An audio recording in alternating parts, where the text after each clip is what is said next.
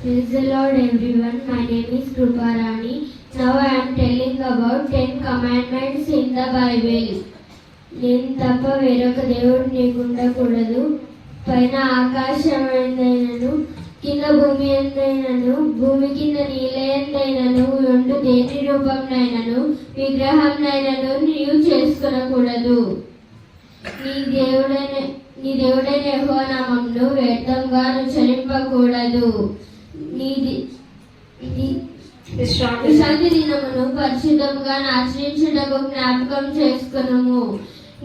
నీ దేవుడైన యెహోవా నీకు అనుగ్రహించు దేశంలో నీవు దీర్ఘాయుష్మంతుడగునట్లు నీ తల్లిని నీ తండ్రిని సన్మానించుము.